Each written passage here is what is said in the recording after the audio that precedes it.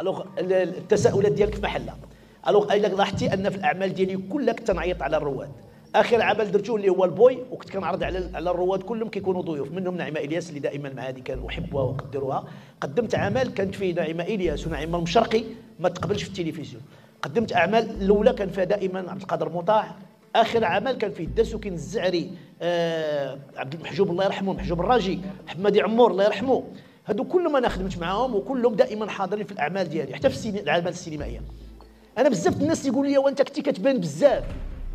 راه المشكله هو انني ما خدمتش بزاف، ولكن حضور ديال الانسان ديال الفيلم ماشي كنتميز، ولكن انا الحمد لله واشكر الله على هذه القضيه واشكر الجمهور اتميز بالحضور. علاش؟ لان انا هذه 25 بقول من 1998 فاش درت انا وخويا ومراته حتى لدابا شحال 25 سنه.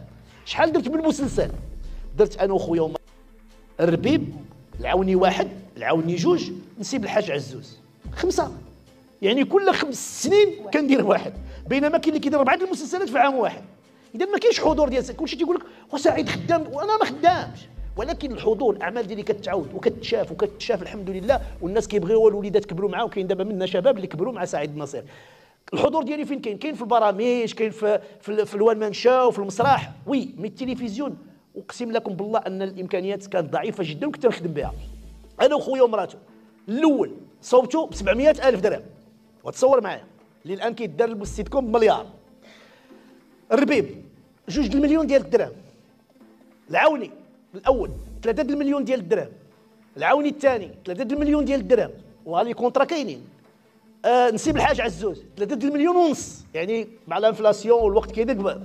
الان كنحط المسلسل كيدار بمليار. السيت كوم باش ما نمشوش للمسلسل، السيت كوم 3 المليار بمليار، يعني الربح. وهذا الشيء راه كنتفيعوا فيه، كل شيء واكل، كل شيء واخد، كل شيء مخلص مزيان، مفيعين مزيان. 3 المليون ديال الدرهم، فما بالك الان 7 المليون كلها ربح، فين كتمشي؟ هذا هو الكلام اللي قلت انا وقلته للعريشي اللي هذه 20 عام على هذاك الكرسي، وتيقول لك انا ما دا وما عارفش ودير جالس سميتو. شوف الطاقم ديالو شحال من مره تبدل، مدير الانتاج شحال من مره تبدل، شحال من مدير انتاج كان ومشى وعاود جا واحد اخر والروينه نايضه في التلفزيون. علاش؟ هادو هما التساؤلات اللي خصو يوضع الواحد. قضيه المسؤوليه ديال الرواد ماشي مسؤوليتي انا كسعيد النصيري، هذه مسؤوليه ديال التلفزيون اللي هو المنتج. انا دابا لو كان يجيبو شتا وتيقول لي سي سعيد انا هاد الدور بغيت فيه فلان، ما نقدرش نقول له لا، حيت هو المنتج. الا تفاهمنا وبان لي داك السيدي يقدر يخدم وهذا. جبنا رواد معنا، منهم بالرادي عبد الرحمن خدم معنا، منهم ناس اخرين اللي خدموا معنا اللي فسمتو. جبنا ديزان في هذا العمل اللي انت فيه، كاين على الاقل 3 ولا 4 ديال الرواد في هذا الفيلم رغم الامكانيات ديالنا. يعني التلفازه انا قلت لهم التلفازه خصها مثلا تاخذ راي، تقول لك مثلا انا ما عنديش مشكل هذا الانتاج يدار، ولكن هذا العام الا خدم هذا السيد في مسلسل خلي الاخر يخدم حتى هو. حنا ما كنقدموش موليير ولا هامليت ولا ادوار ممكن يأديها اي واحد. علاش هما تياخذوا هاد المؤثرين والمؤثرات؟ لاسباب تعرفها واعرفها ولا داعي لذكرها. باغيين يقلبوا على الباز وباغينهم انهم يهضروا عليهم، يقدروا يجيبوا غدا من السعديه وولد الشينويه وطالوني ويدوزوهم. علاش؟ باش يقولوا راه التلفازات العريشه راه كيشوفوها الناس. هادو الناس ما كيفكروش، هاد التلفازه ما كتفكرش، هاد السيد ما كيفكرش في هاد المساله، لانه هو اللي غادي يقول لهذوك المنتج شوف سيدي حنا غادي نعطيوك مليار، ولكن في هاد كيف ما كيديروا المصريين هنا فين كاين النقابه قويه. اما النقابات ديالنا اللي كتهضر عليهم مع كامل احتراماتي لهم، كاين ربما 1 أو 2 نقابات اللي خدامين، اما وحدين اخرين دايرين على قبل الدعم، لانه الا كمل 8 ولا 9 نقابات اترافيغ لو ماروك كيعطيو واحد 800,000 درهم وكيخرج 2 الورقات و3، ودابا حتى الوراق ما بقاوش كيخرجوا، كيصيفط غير باغا سميتو نحن ندافعوا على فلان وعلى. نهار قلت لهم اجيو توقفوا في الوقفه الاحتجاجيه والله ما جا واحد، حتى نقابه ما جات، حتى واحد. ما تهضرش لي على النقابات ولا سميتو. المصريين عندهم نقابه واحده، نقابه ديال الفنانين، ولكن تيقولوا لا داك فلان يلعب، محمود ياسين خصو يلعب في هذاك الفيلم باش نعطيوك لوطوريزاسيون. الفيلم السينمائي خاصها تسني فيه النقابه، كيسنيو فيه 5 ديال كيسني فيه المركز السينمائي ديالهم، النقابه ديال سميتو ديال الفنانين، النقابه ديال المخرجين، وزاره الداخليه ووزاره الاتصال. 5 كيسنيو في السيناريو قبل ما يدوز. ما كاينش ديك زعما اللجنه ولا هذا ولا اللجنه بحالنا حنايا ولا كوميسيون اللي يقول كنشوف مع المدير فيها بوليسي وفيها ديواني وفيها هذا. ما كاينش داك الشيء، كاينين ناس محترفين اللي خدام. كاين اختلاف، هذا هو المشكل. خص مازال تعاود الضمصه ويبانوا الناس اللي باغيين يخدموا في هذا الميدان. ما كاينينش، كاين اصحاب المصالح كل واحد كيضرب لراسو، كل واحد كيدير. وسير شوفهم، انا تنعرف وحدين دخلوا للتلفزيون ما عندوش بشكليطه، في ظرف عامين 3 سنين شوف الفلوس اللي عندهم.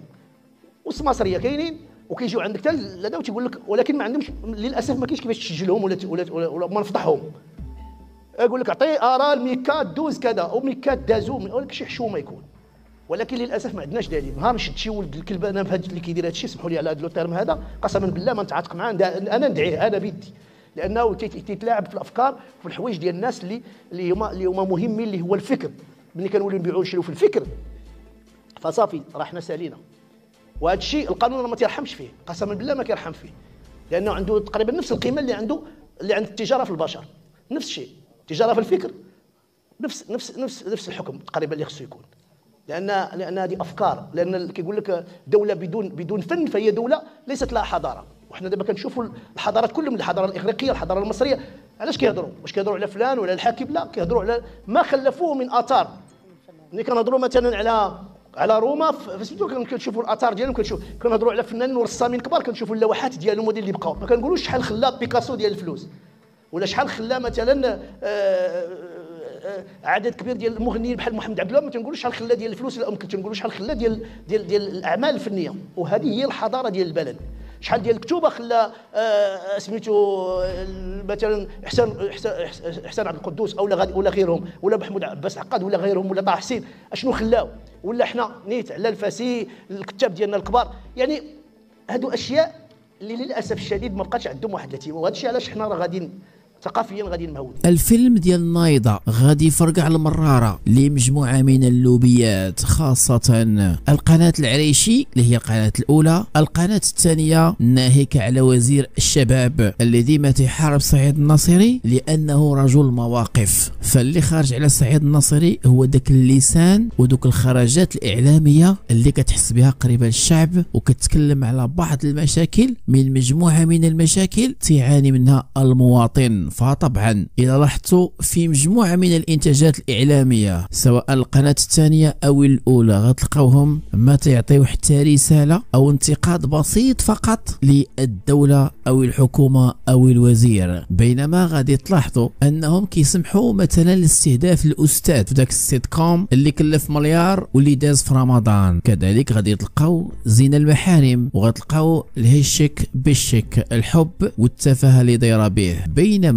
إلا قلبتوا في جميع البرامج من رشيد شو غتلقاو غير التفاهة في القناة الثانية. القناة الأولى كذلك كيشجعوا فقط على الفكاهة اللي طبعا خاوية من الضمون الأساسي نتاعها، بحيث أنها ما خصوش يدوي على المشاكل إلا داك الشيء اللي ما كيقيش الحكومة أو السي وزير. زائد ما كان شي برنامج اللي حطم المرأة المغربية كلالا العروسة، واللي كيصور الأزواج المغاربة كتافهين وتردهم أضحوكة تضحكوا عليهم. وقس على ذلك 1000 برنامج منذ 20 سنة تقريبا، منذ اعتلاء العريشي كمدير عام للتلفزة الوطنية. إضافة فواش خباركم أن سعيد الناصري في مدة ديال 25 سنة خدم فقط 5 ديال السيت كومات. تصوروا 25 سنة 5 ديال لي سيت كوم فقط، وكلهم لي سيت كوم اللي ناجحين وخلقوا بلبلة وخلقوا نسب مشاهدة جد عالية. الإخوان واش عقلتوا على بونضيف؟ هذاك برنامج بونضيف اللي كانوا كيشطبوا وينقيو الشواطئ، هذاك الشيء اللي بدا دابا بدا تنظيف او بدا تنقية السوشيال ميديا من التفاهة ومن الكلام الساقط ومن المسخ ومن الضرب في الأعراض ومن السب والقذف ومن المتشبهين بالنساء وزيد. الحمد لله بونضيف دابا راه خدام الخدمة ديالو، وهذا هو المبتغى وهذا هو المراد. كثرت الكلام وتسمع الكلام، وبدا دابا كل شيء ان شاء الله البوغمغام وبالعرام. تركت الاجرام كلها ان شاء الله غادي تمشي البوغمغام، وهادو هما الاحكام. وهذا الشيء اللي بغينا وهذا الشيء اللي تمنينا. اللي دار الذنب يستاهل العقوبه. حنا سمعنا دابا بالامس القريب ولد التايلانديه وفاطمه بنت عباس من موراهم مباشره جا الدور ديال هيام ستار، وجا الزوج ديال شبه رجل، الزوج ديالها اللي شبه رجل حتى هو راه في الحراسه النظريه. ومن بعد التدقيق في التحقيق كل واحد غياخذ الجزاء ديالو. اليوم جاي تكسل علينا عاوتاني الشيخه مولينيكس، جاي عاوتاني وتشد في مطار مراكش باش غادي يديروا معها تا هو التحقيق، وغادي نشوفوا هاد شبه رجال المتشبهين بالنساء. بزاف الناس غادي يقول لك شنو هما التهم راه من هذه بعدا. الانسان اللي كيبدا يلوز لينا في السوشيال ميديا وفي اللايفات اللي كيشوفوا من العالم، هادوك والعياذ بالله كيتشبهوا بالنساء النساء، وهذا الشيء ما كيشرفناش لان كيأذينا حنا كرجال احرار مغاربه. اذا هذه في حد ذاتها راها جريمه. ما تشبهش بامراه، الا باغي تشبه سد عليك باب داركم ودير داك الشيء في داركم وما تشعلش الكاميرا. ملي تشعل الكاميرا ويشوفوك العالم كيتاسبيراو منك دراري صغار، كيسمعوك بنيتات صغار، بدك تخسر الكلام. ولكن الحمد لله مصيركم دابا بوغمغام وبالعرام. فشكرا للسلطات، كنقول لكم بارك الله فيكم وزيدوا كرطوا لنا. شوفوا لنا مازال كاينين ناس اخرين، شوفوا لنا ديك بدعدع، وشوف لنا الماسخه، وشوفوا لنا هذاك كتف الجمل، هذاك كتف البغل ديال الاحساس والزوجه ديالو اللي كيسعاو وكيديروا الشوهه تيك توك. جيبوا لنا هذاك نزار عاوتاني مازال ما بغاش يحشم، لا هو ولا ديك المراه ديالو ما عرفناها واش مسلمه ولا نصرانيه. كل مره لبسه ما نعرف ديك اللبسه شنو غادي نقولوا عليها. وزيدوا شوفوا لنا ناس اخرين، شوفوا لنا ديك قريوده حتى هي واش عندها علاقه بولد تايلانديه وشنو تما، لان كانوا شحال هذه راه قالتها هي كنستحمروا الشعب، كنضحكوا على المغاربه باش نصوروا الفلوس. وزيدوا شوفوا لنا ناس اخرين، كاين القائده غيتا، وكاين خوك الزوك حتى هو اللي كاع الملفات كيشارك فيها. خوك الزوك بالامس القريب كانت هو اللي جاب هويام، دابا جاي هو كيضرب فيها، هو اللي جابها. كانت عنده في الدار وقالت لهم هو اللي كيجيب لي الشراب للدار. اذا هذا شاقي لاقي حتى هو جيبوه، لان هاد الناس هادو باش ما يبداوش يتماداو وما يبداوش يفرعنوا وما يبداوش يديروا لنا الشوهه. لاحظتوا واحد القضيه بان الناس خرجوا دابا القنافد، خرجوا الفكارن، تخبيتوا شكون ما بقيتوش كتخرجوا في التيك توكات وفي ديك البساله. شفتوا التكرات بدا دخلتوا سوق جواكم، يلا خرجوا نقصوا، خرجوا طيروا وسبوا القذف وزيدوا زيدوا زيد والتلواز زيدوا، خرجوا نشوفوكم. جيبوا لنا داك اللي تعرى على الناس في اللايف، جيبوه حتى هو وزيدوا زيدوا زيدوا قلبوا. الله يجازيكم بالخير. ولكن الله يجازيكم بخير، انا كنقولها ديما، الا كان الحساب خصو يكون على كل شيء، خصو يكون على كل شيء. ادخل نور زينو، ادخل المغرب دابا لا كنتي راجل، ادخل غتلقى بونضيف في الديوانه، دخل حتى انت نشوفوك بونضيف غتلقاه ان شاء الله في الديوانه. يلا دخلوا الخونه، دخلوا اللي سبيتوا الامهات واللي سبيتوا مالك البلاد وسبيتوا العباد، دخلوا كلكم وكلكم خصكم الحساب. انا علاش كنقول كل شيء، ماشي غير تشدوا شيء وتخليو شيء، لا كل شيء. كاع اللي سب مالك البلاد وسب العباد وضرب في المقدسات وتشبه بالنساء او سب القذف، ضرب في الاعراض، اي حاجه اللي غادي تشوه بالمغرب بالمملكه الشريفه فالمصير ديالو بوغمغام وبالعرام. ولكن عاوتاني كيف كنقول لكم الحساب خصو يكون كل شيء. حنا مقبلين على تظاهرات كبيره، الا كتعقلوا اخواني اخواتي 1982 اسبانيا كانوا كيعيطوا لها برقعه، كانوا ما عندهم والو، ما يكسبوا ما يعلموا. جا كاس العالم تنظم في اسبانيا. شوفوا اسبانيا فين وصلت. علاش كنقول لكم انا هذا الميساج هذا؟ قلت لكم اسبانيا في كاس العالم 82 ها هي وصلت. نتمناو حنايا 2030 كاين كاس العالم ان شاء الله، الملف المشترك ديال المغرب والبرتغال واسبانيا، وربما النهايه ان شاء الله ديال الماتش غادا تكون مقابله النهايه في المغرب ان شاء الله. عندنا اليقين غادي تكون، يعني هذه هي الفرصه باش المملكه المغربيه الشريفه تزيد تطلع وتزيد تزدهر ويعيشوا ناس بكرامه. اذا شنو ناقصنا؟ شوفوا لنا مع الحكومه حتى هي بونضيف حتى هو خصو يدخل الحكومه وتنظفوا لنا الحكومه، حيت كاينين شي ناس ما صالحين لوالو. نظفوا لنا الحكومه وجيبوا لنا وزراء اللي كيحسوا بينا، جيبوا لنا رئيس الحكومه اللي كيحس بينا، جيبوا لنا الناس اللي يرحمونا. ارحموا من في الارض يرحمكم من في السماء. جيبوا ناس اللي يحسوا بينا ويعقلوا علينا، ما يسبوناش، ما يبادلوناش وما يحقروناش وما يهددوناش، وخليونا من الشكايات والخوى الخاوي.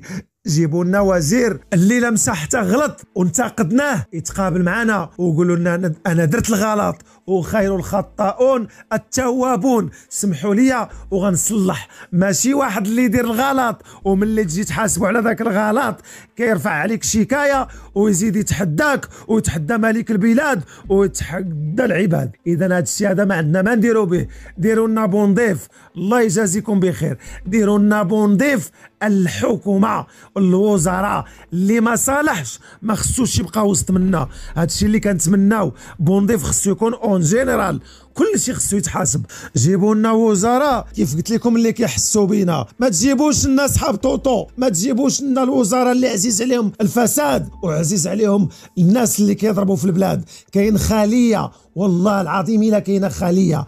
انا كنقول لكم الحساب لكل شيء. علاش؟ لان كاين قنوات وديروا التقنين الله يخليكم. كاينين قنوات كيديروا التشهير والتشويه. التشهير كيشهروا بناس وما لا حاسب لا رقيب، وكيديروا التشويه بالمملكه المغربيه الشريفه. القناه اللي كتعرفوني كنهضر عليها راه معروفه، قناه المرقه البايته. هذيك القناه فيما كان شي مثلي كتجيبو، فيما كان شي ديوتي كتجيبو، فيما كان شي فاسقه كتجيبها. وهذا الشيء هذا كيشوفوا العالم.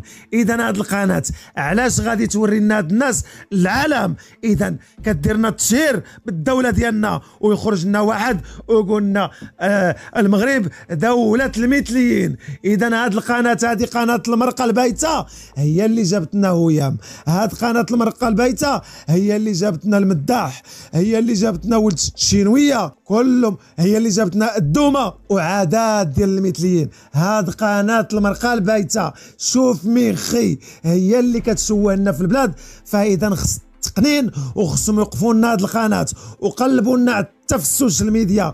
كاينين شي براس ولاو كيطلعوا ما كيعرفوا لا يديروا لا محتوى ولا والو، وكيديروا البساله في المحتويات ديالهم، وربما كتكون ادعاءات كاذبه. اذا ما عندنا ما نديروا حتى بالبراس في هاد السوشيال ميديا.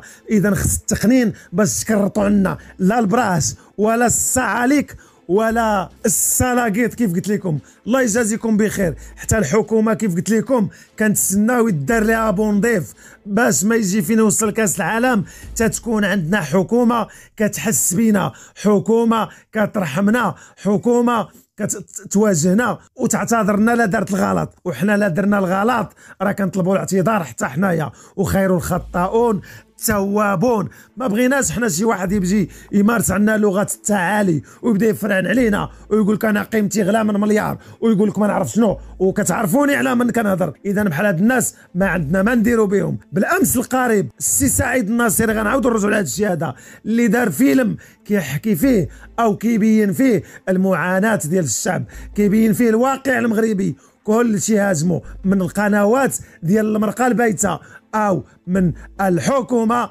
ديال البزنازه. علاش؟ لانه جا كيفرز وكيوضح او كيبين المعاناه ديال الشعب، اولاد الشعب. لا هما باغيين نبيل عيوش يجيب لنا الافلام الاباحيه، باغيين طوطو يهبط السروال ويطلع يغني لنا بجوان. هذا الشيء اللي باغيين. فهاد الناس ما كيمثلوناش وما كيشرفوناش. وقلت لكم قبل اعطيو قيمه لاولاد البلاد وبنات البلاد، ما تعطيوش قيمه الناس اخرين اللي ما مسوقينش لينا وما حاسينش بينا وكيجيو غير باش يديو الاموال الطائله ويمشيو يضربوا فينا وتعاودوا تجيبوهم. الحكومه لا كنتي غتخدمينا حيت حنا اللي درناكم، حنا اللي ترشحنا عليكم. الا كنتو غتخدمونا مرحبا بكم، والا كنتو غتستمروا في الفساد ديالكم ما عندنا ما نديروا بكم، سيروا في حالكم. ولكن قبل خصكم الحساب، خصكم العقاب على كل حاجه تسببتوا فيها. حنا راه ماشي جهلاء، حنا ماشي اغبياء، كنشوفوا ولكن تربيه الملوك. كنصبروا وكنصبروا وكنزيدوا نصبروا، ولكن راكم بسلتوا، راكم عيقتوا، راكم فتوا الحدود، راكم كاع الخطوط تجاوزتوها. وهذا الشيء هذا ما كنقبلوش. وحنا كنوصلوا غير رسائل باش ربما يوصل الصوت ديالنا ويديروا لنا بونضيف لهاد الناس ونعيشوا في كرامه. الله يجازيكم بخير. حنا باش تجيبوا لنا هاد الافلام حنا مسلمين، اتقوا الله، حنا مسلمين، حنا دوله اسلاميه، حنا تربيه الملوك كيف قلنا لكم. هاد الشيء ما كيمثلناش وما كيشرفناش. حنا لا كنتو غديروا لنا اغاني اللي يسمعها الشعب ويسمعها الوليد الصغير مع والديه مرحبا. الا غتجيبوا لنا واحد كيخسر هضره وتعطيوه الدعم وتزيدوا تعطيوه الجوائز، اذا مع من شتك جباتك. اذا حتى نتوما فاسدين بحالو. وحنا ما كيشرفناش يتمناش هذا الشيء هذا. الله يجازيكم بخير. الا بغيتوا ديروا لنا مهرجانات ديروا من ولاد البلاد. ها انتم كتشوفوا ممثلين وممثلات الاغلبيه ديالهم كيموتوا بالجوع، كيعانيوا في صمت. سير طلعوا على الفنانه الكبار. كان واحد الاخ كان قال لنا هضروا الله يجازيكم بخير على عبد القادر مطاع، الفنان الكبير، الفنان المقتدر. ويا مع عبد القادر مطاع، عبد القادر مطاع، عبد القادر مطاع، ممثلين كبار كيعانيوا في صمت وما كاين لا دعم ولا شي غندره ولا تكريم ولا والو. كيجينا زنديق يستقبلوا وزير الثقافه اللي كيغني شيبه عاري هو محمد رمضان، وغادي بجنب وزير الثقافه وفرحان بحال ما نعرف معاه من غادي. اتقوا الله واعطيو قيمه للناس البلاد، اعطيو قيمه لبنات البلاد. ما تعطيوش خبز الدار ما ياكلوش البراني. الا غتعطيو 500 مليون نانسي عجرم اعطيو غير 100 مليون نعيمه سميح. الا غادا تعطيو مليار و400 مليون لإلتون جون اعطيو منا غير 200 مليون السي عبد الهادي بالخياط و200 مليون السي عبد الوهاب الدكالي. واللائحه طويله تقادا ودادن المشاهب ناس الغيوان السهام. عندنا مغنيين اللي كيهضر عليهم العالم، ولكن نتوما ما كتشوفوش في هاد الناس، كتعطيو قيمه الناس اخرين. عيب عليكم واتقوا الله. حنا راه مسلمين وهذا الشيء اللي كديروه راه خايب بزاف وحرام وعيب، وكما تدين تدان. هذا الشيء اللي كديروه الناس وناسينهم غادي يجي يوم ان شاء الله وغينساكم كل شيء وما غتبقاو تسواو حتى بصله، ما غديو معكم حتى حاجه. الظلم ظلمات يوم القيامه، الحق يعلو ولا يعلى عليه. كما تدين تدان. ارحموا من في الارض يرحمكم من في السماء، انما بعد العسر يسرا. حنا صابرين، حنا صابرين وربي غيفرج علينا حين تربيات الملوك. ولكن نتوما نهار غادي تطيحوا والله العظيم، والله العظيم الا غادي تبعتوا مكتوبه في جبهتكم ظلام والعياذ بالله. الله يهديكم قبل ما يديكم. هذا غير ميساج ليكم. الله يهديكم قبل ما يديكم. راجعوا الاوراق ديالكم وتعاملوا مع دوك الناس ورحموا دوك الناس ومرحبا بكم. وإلا كنتوا غتستمروا في الفساد فاحنا لكم بالمرصاد.